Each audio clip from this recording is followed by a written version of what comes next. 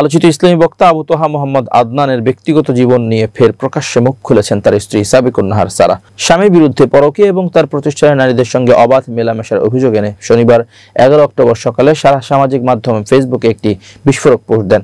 স্ত্রী সাবিকুন নাহারের একের পর এক পরকীয়ার অভিযোগের পর এবার বিচ্ছেদের ইঙ্গিত দিলেন তোহা নিজেই। ফলে প্রশ্ন উঠছে, তাহলে কি সত্যি ভেঙে যাচ্ছে তোহা ও সাবিকুন নাহারের সংসার? এর আগে গত 2 অক্টোবর রাতে একই ধরনের পোস্ট দিয়েছিলেন সারা, জানিয়ে তুমুল আলোচনা সৃষ্টি হয়েছিল। তখন আবু তোহা মোহাম্মদ আদনান তার মোবাইল ফোন হারানোর কথা বলে অভিযোগ অস্বীকার করলেও সারা সেই পোস্টটি সরিয়ে নেন এবং ক্ষমাও চেয়েছিলেন।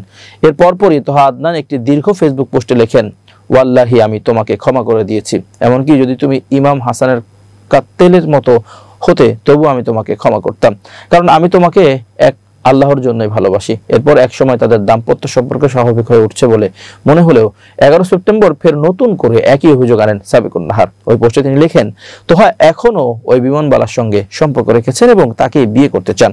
মন্তব্যে তিনি আরো জানান, আমি কোনো মিথ্যা বলিনি, আগেও নিজের সম্মান বিসর্জন দিয়েছিলাম তোহার সংশোধনের আশায়, কিন্তু ভক্তরা তাকে পরিশুদ্ধ প্রমাণ করতে গিয়ে আমাকে অপমানিত করছে। স্ত্রীর পুনরায় অভিযোগের 2 দিন পর সোমবার 13 অক্টোবর তোহা আদনান নিজের ফেসবুক পোস্ট উপসংহার শিরোনামে লেখেন, ভুল সত্যায় অন্ধ ভালোবাসার উপযুক্ত প্রতিদানই সম্ভবত আমার প্রাপ্য ছিল, আমি পেয়েছি, মেনেও নিয়েছি, তবে আল্লাহর কসম আমি আর না। তিনি আরো বলেন, হে আমার জাতি, শুধু এতটুকু বলতে চাই, আরশের মালিকের কসম আমাকে একের পর এক মিথ্যা অপবাদ দেওয়া হয়েছে। কাবার রবের শপথ, আমি জিনাকার নই। মুহাম্মদের রবের কসম, আমি ব্যভিচারী নই।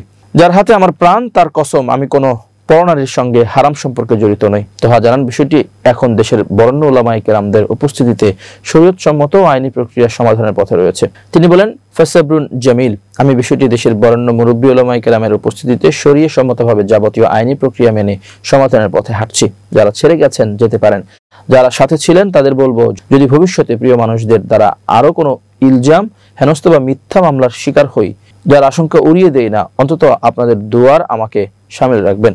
এছাড়াও বিচ্ছেদ পরবর্তী সময়ে সাবিকুন নাহারকে নিয়ে যে কোনো আলোচনা না করা হয় সে বিষয়ে তোহা লিখেছেন, অনুগ্রহ করে যখন আমি কোনো দেহের পোশাক থাকবো না, তখন সেই দেহের ব্যাপারে আমাকে, আমার পরিবার ও দিনকে জড়িয়ে অনলাইনে গরম করে আপনারা নিজেদের গুনাহ বাড়াতে যাবেন না। আমাদের সব দুনিয়া ও আখিরাতের জন্য এটাই হবে উত্তম অবস্থান। কোটি মানুষের শহরে আমার 2টো সন্তান আছে, দোয়া করবেন তাদের বাবা মা যেন তাদের থেকে মাহরুম না হন, তারাও বাবার বুকে উষ্ণতা থেকে বঞ্চিত না হয়। আল্লাহর কসম, তারা আমার কাছে অনেক বেশি প্রিয়, অনেক ভালোবাসার, যাদের মুখের দিকে তাকিয়েই বছরের পর বছর সবর করে গেছি। আমার হুরপুরি আয়েশা, আমার ইউসুফ, কলিজার টুকরা ওসমান। এদিকে তার এই পোস্ট ঘিরে আবারও সরগরম হয়ে উঠছে সামাজিক যোগাযোগ মাধ্যম। অনেকে সহানুভূতি জানাচ্ছেন তোহার প্রতি, আবার কেউ কেউ প্রশ্ন তুলছেন ইসলামিক আলোচকদের ব্যক্তি জীবনে এমন বিতর্কের প্রভাব নিয়ে।